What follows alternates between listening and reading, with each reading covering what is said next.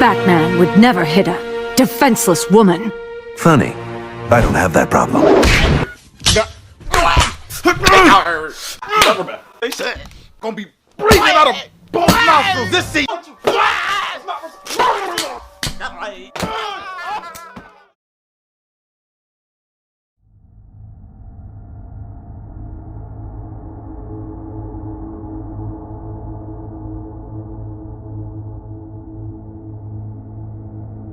Today we are going to talk about how Batman isn't a hero. In fact, he tilts more evil than most. Hello and welcome. I am Cruel Society. Cruel is an acronym for what I'm against: corruption, racism, and unjust egregious limitations. With that said, what does Batman have to do with any of these topics? Well, more than you would think. Batman has been a part of billions of childhoods, even mine. This fictional character feels so real because of the fact that many grew up with him. So, it wouldn't be far-fetched to say that some of his teachings might transform our beliefs. Needless to say, I found myself more and more disgusted at the thought of Batman, and I'm completely surprised no one is calling him out for what he is. Together, we're gonna dissect Batman's moral compass, his goals and solutions for crime, his influence on our own morals and how he correlates to Western ideology, and finally, why we should reject these ideas altogether. To begin, I have to mention Batman's background story. It's beyond repetitive at this point, but it's very crucial point of where his morals begin and end all at once. So you know how the story goes. While leaving a movie theater, Thomas and Martha Wayne decided to exit through Crime Alley with their son, completely ignoring the fact that it's called Crime Alley. So strangely enough, some guy tried to rob him, and he didn't hesitate to pull out the strap. Thomas tried to negotiate, so he got clapped first. And Martha didn't even do anything, but she just had to go. Without this event, Bruce Wayne would have never set his eyes on Gotham. He has just seen proof of how dangerous it is in the worst way possible. This is his first taste of a cold world, and he aims to make it his last.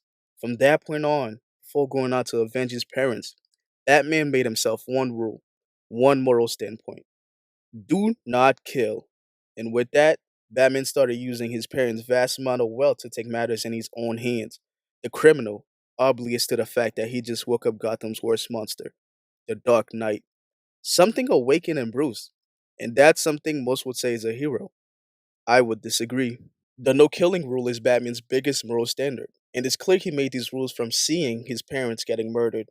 Batman doesn't kill. Well, we'll get to that later. For now, Batman needs some criminals to punish for his traumatic experience. Mr. Freeze has to be one of the greatest characters ever written.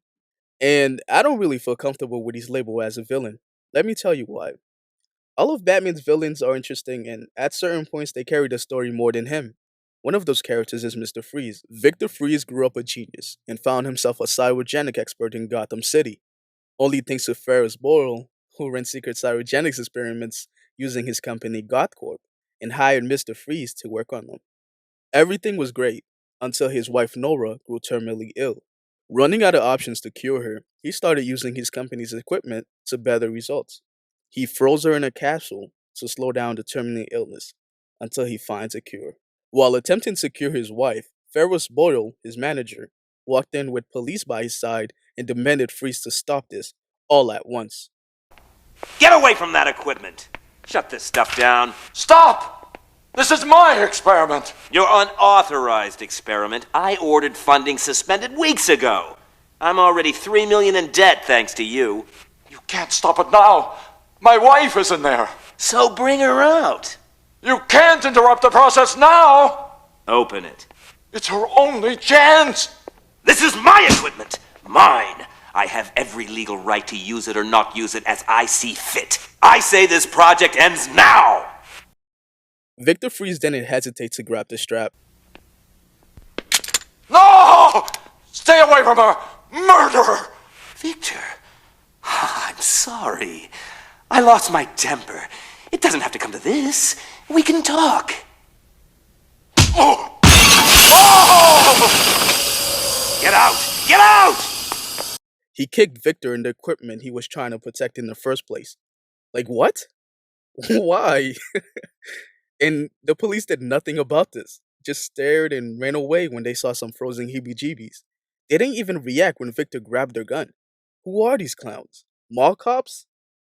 Anyways, the equipment drastically lowered Victor's temperature to sub zero levels, forcing him to wear a cryogenic suit in order to survive. But becoming Mr. Freeze never stopped him from trying to cure his wife. If anything, it pushed him. Batman knows this. He knows why Victor steals equipment and money. He knows all Victor wants is for his wife to be cured. So, what does he do? Well, our Cape Crusader introduces Mr. Freeze to the left and the right. And it's worth to mention that Mr. Freeze only goes after his ex-employer, Ferris Boyle, Bring me Ferris Boyle. and rich billionaires in Gotham City. So yeah, Bruce Wayne just can't let that slide. Those are his friends. Those are the bros. How dare Mr. Freeze try to rob them? They earned their money. They earned the right to corrupt the city with their wealth. Right? Mr. Freeze's story is about a man that lost a loved one. No, on the verge of losing a loved one. And he is now on a mission to cure and avenge that loved one. Does that sound familiar? Does that sound like someone you know? It's as if the writer just loved Batman's storyline so much they had to recreate it. That's very similar to Bruce's story. He lost two loved ones, and he became Batman to avenge them. The only difference is that Mr. Freeze still has a small window to save his wife. To call Mr. Freeze a villain, what do you call Batman? Does he get a pass just because the narrator is labeling him as the hero? And Batman has evidently done way worse than Mr. Freeze. Yet no one is out there calling him a villain. Why do you think that is? If Mr. Freeze is a villain, then what is Ferris Boyle? Bring me Ferris. The manager that kicked Victor into a different life. Victor would have died if the sci-fi shenanigans didn't save him. Yet, Batman makes no attempt on seeking justice against Ferris Boyle. Freeze seeks it himself. I understand that is odd, but why is Batman's only concern Mr. Freeze and no one else involved in the incident? Could it be because Bruce has more similarities with Ferris Boyle as far as status and money? And let's not forget the fact that this guy was running secret underground experiments. Batman is regarded as a great detective, but he never questioned why Ferris was doing this. Batman instead has gone as far as complimenting the dude. Gotham needs more people like him. Really, Bruce? Gotham needs more people like him? You hard face having. In some different versions of the story, Boyle even took Nora away from Victor, purposely to torment him. And sure, I've seen Batman make false promises to Mr. Freeze about bringing Ferris to quote unquote justice. But my point is, Ferris is never labeled as one of the sources of the problem, when he clearly should be. Why isn't he a top nemesis? Let's be clear, Mr. Freeze isn't the problem. He is trying to solve the problem, which means Batman is defending the problem, making sure the problem keeps happening again and again. And what about the cops that assisted Ferris Boyle? Do they not need investigation and quote unquote justice? I had so many questions. Anyways, I believe Batman does not have the ability to empathize and relate. Remember how I compared his story with Mr. Freeze? Well, they are also similar in how they seek revenge. One of Victor's goals is to seek revenge on Ferris Boyle, Bruce's best friend, and the guy that grabs his chances away to save his wife. One of Batman's goals is to find and seek revenge on Joe Chill, the person that grabs his parents away from him. You would think Batman would be able to sympathize with Freeze easily because Freeze still has a chance to save his wife. But no, Batman thinks he can dictate how Freeze goes about it. He thinks he is in the moral high ground to control Freeze's actions. Why is this? Because who dictated how Batman went about fighting his parents' murderer? No one. In fact, in many versions of the Batman, he had the freedom to choose what he does to this man. And he goes as far as to push Joe Chill to commit suicide, literally giving the gun to him, beating up Joe Chill, or just going back to the no, I don't kill rhetoric. Yet Batman puts himself in the pedestal to decide what Freeze can't and can't do to Ferris Boyle. Furthermore, I mentioned Mr. Freeze targets billionaires for their large sum of money, right? Because in capitalism, only capital can save your life. How come it never occurred to Batman that, hey, if it's money this guy wants to cure his wife, I got loads of it. Not only do I have loads of it, I can even help him cure her with the technology I acquired. And if that doesn't do the trick, I have a whole team of superhumans that can work to heal her. That way, this whole thing can end No fighting, no deals, nothing. I will end this. But why would Batman say this? That sounded like what a hero would say. No, Batman instead keeps going back and forth with Victor, making Mr. Freeze more desperate than ever because he now has an enemy trying to stop him from curing his wife. Mr. Freeze now has to think of upgrading his suit and weapons to fight the Bat. Mr. Freeze also later joins a gang for further support. Not only that, he has to keep focused because Batman keeps trying to give him speeches about what his wife would have wanted. You've endangered lives all over this city. Nora would never have wanted this. No. Apparently, Bruce knows Nora more than her husband. I wonder how Batman would feel if these villains started using the same tactic against him. Batman, listen to me. This isn't you. This isn't what your parents would have wanted. Of course, just like Mr. Freeze, Batman also upgrades his suit and gadgets in this endless back and forth. Because Batman is not a solution to anyone in Gotham, not even himself. Thanks for doing the heavy lifting, Batman. But you shouldn't have stuck your nose in my business.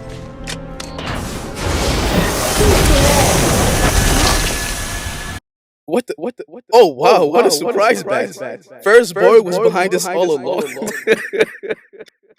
If you're a hardcore Batman fan, or you never questioned the character at all, that segment alone should have convinced you just to push Batman away a little. And if you need more convincing, let me tell you the worst thing that Batman did to Mr. Freeze. And this story generally made me sick to my stomach. In one story, Batman was one step away to marrying Catwoman, Selina. But before the big day, Selina broke off their wedding. Jeez. Now, I'll admit this is truly heartbreaking, but it doesn't excuse how Bruce handled these emotions. Yeah, that brother's starving. He fell in a fit of rage. He just couldn't let her go. He then decided the only way he could feel better is to find Mr. Freeze and beat him crippled. But wait, there's more. After he folded Mr. Freeze like an almond, he forced him to confess to a murder he did not commit. Just constant badgering and threats to push Mr. Freeze to say that he did it. And of course, Batman fully knows Mr. Freeze is innocent. He's the world's greatest detective, right? And let's not forget that this murder isn't Batman's motive to seek out Mr. Freeze. It was his wedding plans being cancelled. So after forcing Mr. Freeze to admit this, Bruce filed the police report, got him arrested, and then he used his status and money to wiggle himself in the jury duty to make sure Mr. Freeze gets convicted of this crime that he didn't commit. And Freeze himself said in the story that he was scared if he didn't say he did it, Batman would have killed him. I am vengeance. I am the night. I am Batman. He's so deep. He's a straight menace. He's a straight menace. He's so devious. He's devious ASF. Now, this incident brings up another question. Batman knew exactly where Mr. Freeze was. Whether he has a tracker on him or something, he knew exactly where to go and find him. Meaning this dude is just waiting for Mr. Freeze to attempt to cure his wife in any way so he could just go and beat him up. And this would probably mean he has trackers on anyone else he deems an enemy. We've seen how he interacts with the Justice League. Everyone is his enemy. Ladies and gentlemen, this video is getting too long, so let's sum this up. What does this show? Remember when I said since we had been accustomed to Batman as a child, a lot of his ideologies will show up on us as adults? We'll be influenced by his beliefs, his character, etc. Because it's a factor that raised us. Art imitates life. So we see fiction show up in Western society at an unhealthy amount. There's three things you should take from this beside everything else I said. Number one, authority without accountability. Using his traumatic experience and his made up morals as an excuse, Bruce decided to put himself in a position of authority. Just like that, he put on a mask and built a reputation for the Batman. No one chose him to be, and no one wants him to be. Not even his teammates that do the exact same thing. This issue mirrors our reality in the form of police officers. Using their financial dependencies and made up morals as an excuse, they decide to put themselves in a position of authority. Just like that, people put on a badge and build a reputation for the police. We have a system where we have no control over who we pick to represent us. You can even pick who's in the Supreme Court, who is teaching your child, who is your food inspector, who makes sure your water isn't polluted. Some mayors stay in office for over 30 years. Even our elections are questionable. And we are okay with this because we've seen this before. We don't get to pick who's the police officers in our towns. Anyone can put in an application to be a police. And of course, every job has a criteria to be met. But let's be real here, even barbers need to have more training than cops. And since these are jobs, you can even have someone working as a cop here in your city that lives 3 towns over. The public having the power to choose authority is important. Why? Well, if no one in Gotham chose Batman, then who is Batman fighting for? Batman doesn't represent the story of Gotham or anyone else that lives there. And he couldn't, even if he tried, because his world is so far apart from Gotham. In the grand scheme of things, he is but one story. This is a city where corruption runs wild and no one has a dime to buy toilet paper. Yet in the same city, we have people with obscene amount of wealth. I'm already 3 million in debt thanks to you. How does Bruce even have a mention in Gotham? His parents must have been doing what Ferris Bueller was doing on a higher level. Let's go back to the main point. I'm drifting off a little. Authority, the power or right to give orders, make decisions, and enforce obedience. If authority isn't chosen, it takes away your voice. If they do not represent you, they do not speak for you. Your power is stolen and given to someone that will govern you. Now, this brings us to accountability. Accountability, the fact or condition of being accountable. Responsibility. Imagine you get in a car accident, and before you can register what just happened, the car you had the collision with already drove off. Well, this lack of accountability is more cartoonish in Gotham. You will be driving your car, and all of a sudden, someone would be lifting it to throw it at Batman. In a less cartoonish world, police can walk in the wrong household and open fire on sleeping civilians. Police can, and I quote, mistake Skittles for a weapon and open fire on a child. And then, after the fact, sign his signatures on Skittles to his fans that admired how he bravely shot a defenseless child. Police can have a history of abuse and wrongful arrest and still get promoted the next day. Batman can destroy his city and still get to dress up as Batman the next day. Oppression, prolonged, cruel, or unjust treatment or control. Authority without accountability is oppression. And it's the cycle of us letting it happen again and again that normalizes it. In the beginning, I shared what the brand is fighting for, but never explained the logo. I think explaining it here fits well. Money wouldn't have value without people. Hence why it's a dollar sign spelling society, because it's in people unifying, cooperating, supporting each other that creates value, not materialistic items. So I invite you all to spread what is truly valuable. I believe Batman doesn't even have empathy, which is the ability to share someone else's emotions, whether if it's happiness or anger. So he definitely does not have any sympathy, which is to feel sorrow for someone's misfortunes. Batman's traumatic experience locked him in his own world, and now a grown man, he refuses to get out. But this is glorified. There's even believes that a great quality in a leader is when he is able to put his feelings aside to get his job done, putting the mission above everything else. This is wrong. If someone doesn't have you or share your interests in mind, you will always be pushed over. You come second. You are not the priority. So why are they leading you? And to what cause? Not only does emotion make you human, it's what makes you rational. People that do not have you in mind cannot be rational or fair to you. Your city doesn't have you in mind and you think you're going to get funding for your schools? Your police officers doesn't have you in mind and you think he will follow protocol and not harass you? Your teacher doesn't have you in mind and you think they will take time to explain the subject to you? No. You're going to fail the test. Last but not least, number 3, class bias. Batman showed clear favoritism over Ferris and his rich group, and couldn't relate to someone that had the same origin as him. Batman alone being rich in a city like Gotham, but narrated as the hero, will misguide any child's priorities. It gives the idea that even though the only people with the funds to corrupt the city are indeed using their funds to corrupt the city, cannot be blamed for corrupting the city. The police were literally on Ferris Bueller's side, and so was Batman. I guess you can already see where I'm going with this. We have a lot of defense for the rich, But I cannot say the same for the less fortunate. We say everyone should pay their fair share of taxes when we fully know the rich are paying significantly less than us. We justify it to defend them. We tolerate no stealing from anyone until we find out it's the rich stealing from us. Then we justify it and defend it. How can you explain this dangerous mindset if it wasn't influenced since childhood? The rich are not heroes, and neither is Batman. But maybe I'm reaching a little. What do you think? Thanks for watching and getting this to a whopping 3 views. Remember to drop a like, share, subscribe, anything to help the channel continue. I have my website and social media handles in the description. If you do check out the website, whether you get something or not, please scroll down to the bottom and leave a feedback. Also, major shout out to the amazing artist that's digitizing the masterpiece in the video. Here are her social media handles. Go ahead and support. Worthy mentions to Grinch for helping me research, and Mayan with Dreamcatchers. I haven't had my passion pushed to this level before, but everything is possible with Dreamcatchers.